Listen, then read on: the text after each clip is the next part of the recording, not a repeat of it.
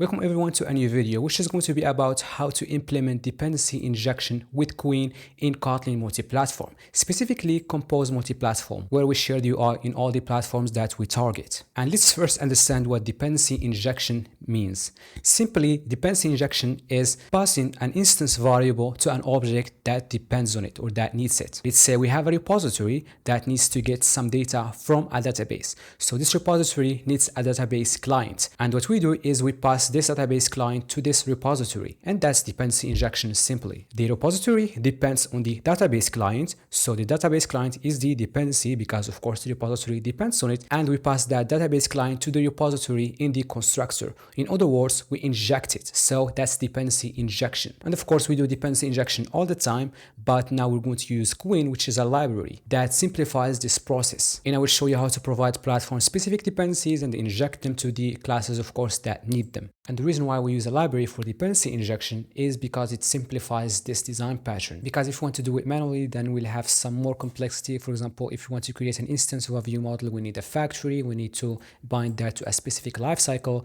But with a library like Koin or Daggerheld, they just provide the functionality for this. And the benefits of this is that we can swap dependencies. For example, if we have a repository for production and then another one for testing, then we can easily swap them with these libraries such as Koin that we are going to use. And one other thing to know is that Koin is a lot simpler than Daggerheld. Actually, Daggerheld was a little bit too complex, and it doesn't actually work with Kotlin Multiplatform since it generates Java code that doesn't work in KMP. Only Kotlin code works on Kotlin Multiplatform. And that's why we want Koin, since it's purely built in Kotlin, and it's also a lot simpler than Daggerheld. And if you want to take your skills to the next level in Android development and in mobile development, generally to get your dream job or to become a freelancer, then get my premium course that you can find in the description, which will make you an industry ready mobile developer, because it will make you build an industry level app with its own Ktor backend using dependency injection, clean architecture, Jetpack Compose, and all the other skills that you need in the mobile app industry. And now let's implement dependency injection with Koin in a Kotlin multi-platform app. Now let's start by initializing our project first. Let's go to Kotlin multi-platform wizard to create our project. We want to share the UI in this case, but if you don't share the UI, it's going to be the same, but with some little differences, since you are actually going to build separate UI for iOS.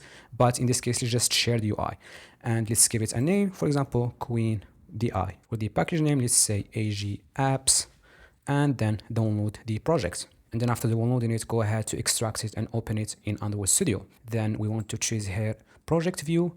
We see that we have the Compose app, which is what we need for our dependency injection.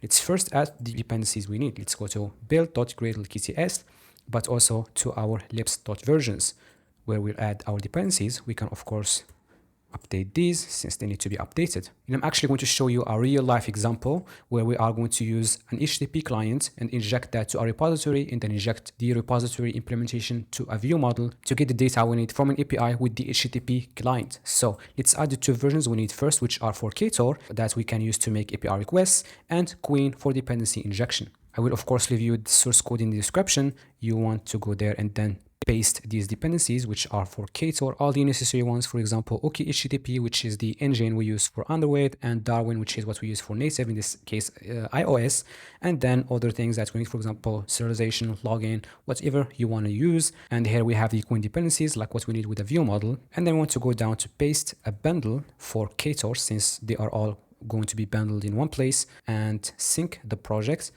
Now we want to add them in our build.gradle. First of all, we want to create a new source set, which is going to be native main dot dependencies.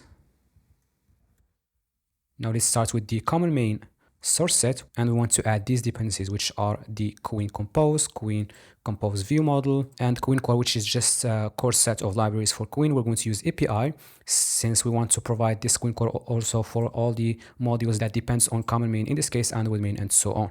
So we want then to add the dependencies for Android, which are going to be Koin Android and Koin Android X Compose, since with Android we need context, which is something we have only in the Android platform, and then OK HTTP, which is the engine we want to use for Ktor.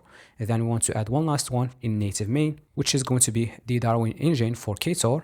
So this of course for iOS, and that's it. We want to sync our project one last time, and then we can start building our simple app. And as I said, I want to create a repository that takes an HTTP client that will be, of course, injected to that repository. And then this repository itself will be injected to a view model that we can use to display data in our screen. So right here, let's first start with structuring our app, where we want to have a data layer, so a typical clean architecture app. And then we want to have a package for the domain layer, and then we will have a package for presentation. And then let's just delete this greeting and platform files since we don't really need them, but keep the app file, which is technically a presentation related file. So let's put that there. And then let's just delete all of this stuff that we don't need. Optimize our imports. Then let's create another package for DI where we'll have our modules, our dependency injection modules. And then let's go to our domain and create our repository. So let's call it main repository. And it's going to be an interface that will have one function. Let's say suspend fun get data, like this, that returns a string as a data. And then let's create the implementation for this interface. Let me just bring this one here. Let's go to data now and then say main repository implementation. That is going to be a class this time. And this one is going to take a private eval HTTP client, which is what we're going to use to make the API request. And then it will implement our main repository. We want to override our function. And then let's say we use our HTTP client to get data with a URL or something. So after that, we want to return the data. So return real data, since this repository is not for testing, but it's for actual production. Okay. And then we want to go to our presentation to create our view model. So main view model. Now this main view model is going to, of course, extend view model like this, but it will create an instance of private var main repository, just the interface, since we want to be flexible with what implementation we pass to it. And then let's just say we have a little compose state in here. So var state by mutable state of an empty string by default, and then we say private set to not set it from the outside. We need to import a get value and set value. And then in the init block, we're just going to say view model scope dot launch. We want to say state is going to be main repository dot get data. So now we are getting the data from the, of course, the implementation we created right now, which is our main repository. But then what we are going to also do, let's actually simulate that we are actually getting that data. So delay of 2 seconds, which is saying we are making the API request to a server or a backend or so. And then now we have our main view model. We want to go to our app or the UI part where we want to create now an instance of our view model. So to create it, we want to say view model of type main view model is going to be a Koin view model. Just like that, we have our view model with no factory or anything. And then in the UI part in here, we're just going to have, let's say, a box that takes a modifier like this, dot fill max size, and then we want to have a text inside it. Text is going to be view model dot state. Let's actually center the content of this view model. So content alignment dot center, and then that's it. Now the app, of course, won't work because we did not provide our HTTP client, we did not provide our view model, neither we provided our repository. So first of all, we want to create our modules that we need. In this case, we need our data module like this. That is going to be a file. Of course, you can create this DI package in data separately in DI and then create it again in presentation. So to provide the dependencies for each layer separately, but in this case, you just put them all in here. And then another module that is going to be presentation module, which is like that. Now in the data module, I'm going to create the actual data module. So var data module, that is going to be a module that we can get from Koin like this. And then we want to provide our HTTP client, and that is going to be a single, not single of, but just single like that. And then we want an HTTP client that takes an engine that is going to be get. And we know that the engine depends on the platform. If we are in iOS, then the engine is going to be Darwin. If we are in Android, then it's going to be OKHTTP. So here the engine will be platform specific. We'll also see how to do that. So after that, we want to just install whatever we want in here. For example, default request, and then we want to say content type and content type dot application .json if we are dealing with JSON, or install any other plugin inside here.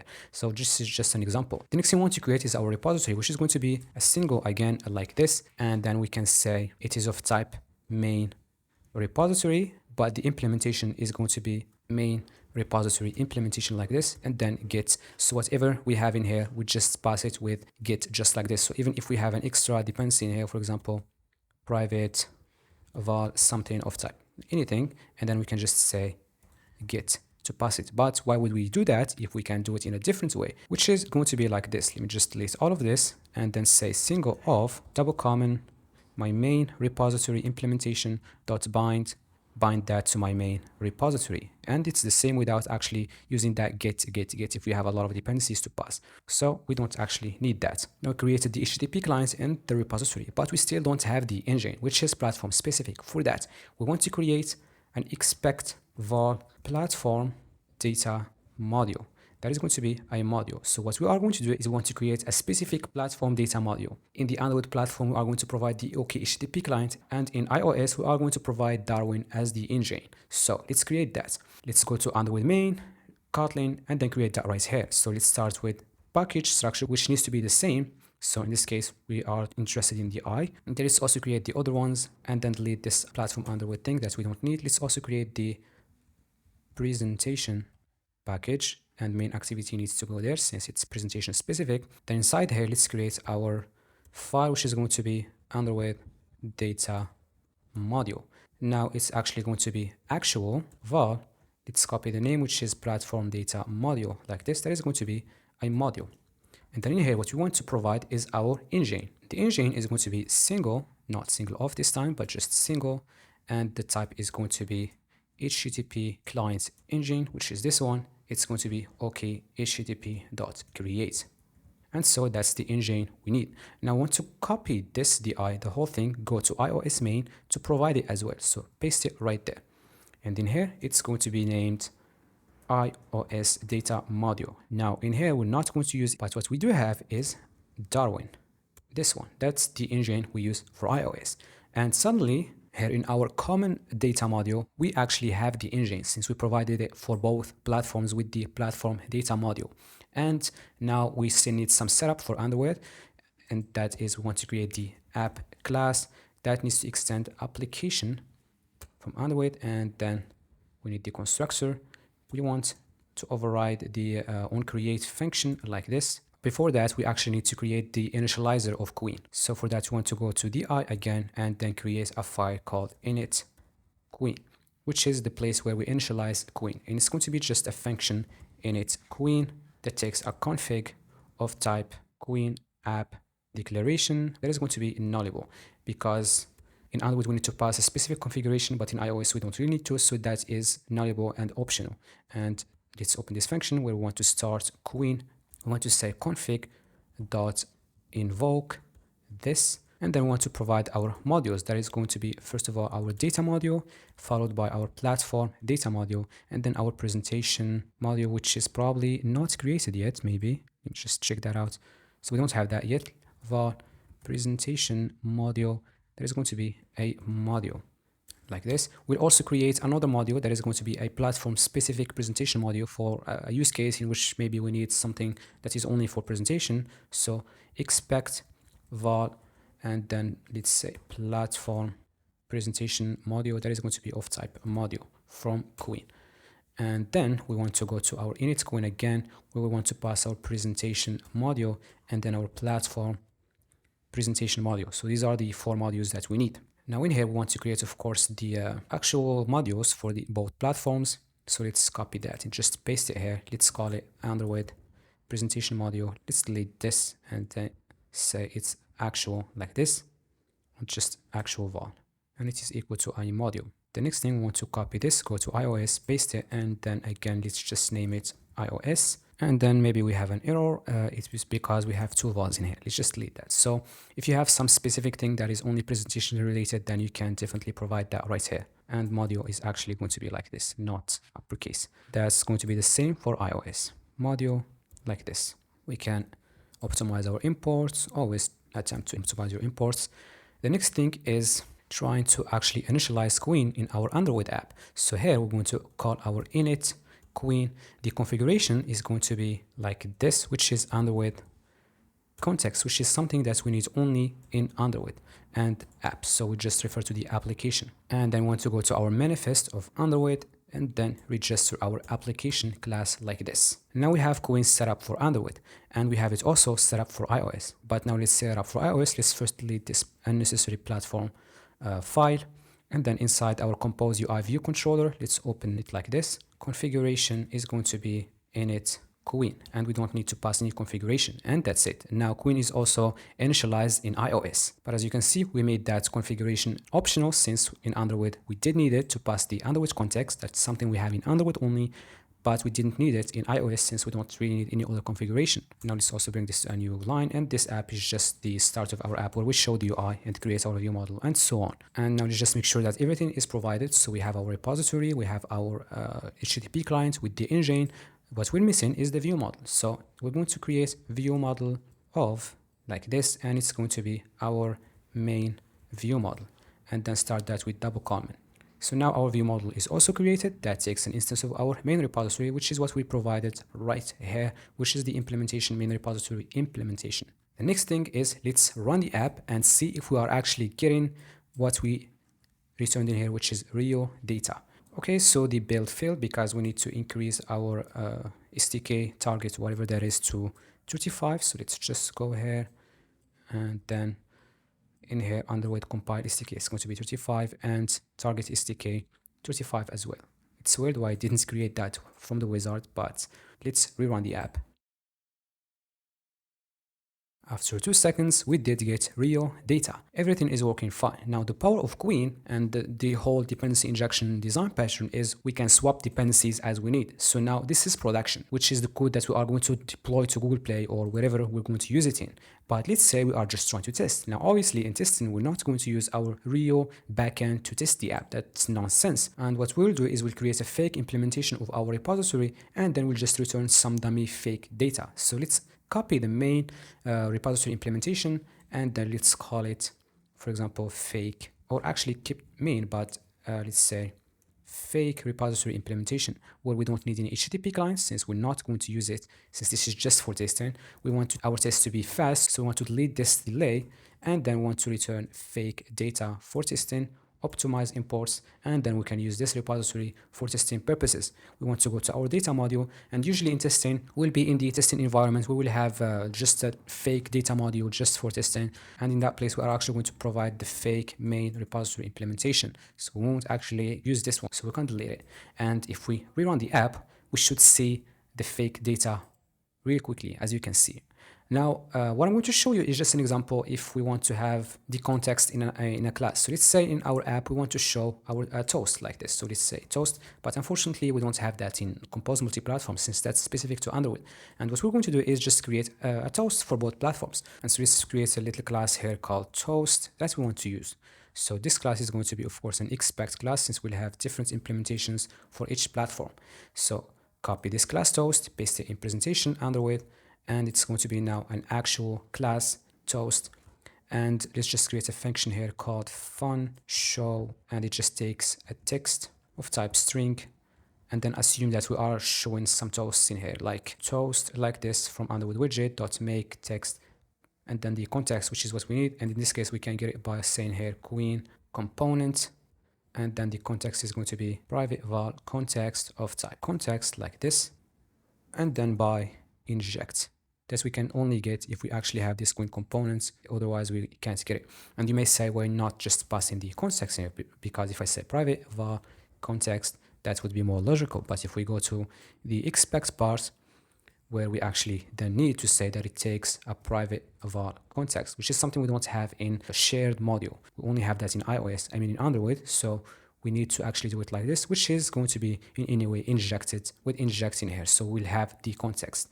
So we want to pass out context and then show the text, and then toast dot length short, and then show that dot show. So that's how we can show a toast in Android. Let's copy this, go to iOS and paste it, but we actually need it to be inside presentation. So before that, we want to create our, oops, I closed that. So we want to create the presentation package. So package presentation, because otherwise the expect actual functionality won't work. We want to paste toast in here, but in here we of course don't have context. So we want to delete this, and then we can do like this, delete this, and we don't need Koin components anymore. Delete that, which shows an error. Let's just see what that is. And it's maybe I made a mistake in the spelling of presentation, so I need a T in here. Now the error will be gone. And of course, you just want to show toast in iOS, which is something I'm not going to do. And then I want to go to app to show our toast. So toast like this. But before that, I actually forgot to create the function as well. So in here, I need to open it like this and then say expect fun show. I forgot this, I'm sorry. And then we need to actually mark those in underwood as well as expect fun like this. And then I need to go to iOS as well to say expect fun. But then in here, I also need to pass a text of type string. And hopefully the errors now will be gone. I hope so. Actually, this one is going to be actual, I'm sorry. And in here as well, actual. And in here, we don't need to actually mark this one as expect since the whole class is marked as expect. I want to use our toast. Oops, I actually forgot to add the constructor to that toast class. It's so weird. So like this, that's something I needed to do. So now we have the constructor and now we can say dot show and then say, for example, hi. So if we run the app again, hopefully we do show the toast in Android, but in iOS we need some implementation for it. And as you can see, hi. So we do show our toast that has an implementation that is different from Android and iOS. And I just give you a real life example of how to implement dependency injection in an app that has repositories, view models, a database client, an HTTP client, and so on, with all the things that you need to provide dependencies for different platforms. And we came to the end of this video. If you want to become a better developer, get ready for the industry of mobile development, then check my premium course in the description that will get you ready. And if you want me to make more videos just like this, then support me by subscribing and leaving a like in this video. See you in the next video. Bye.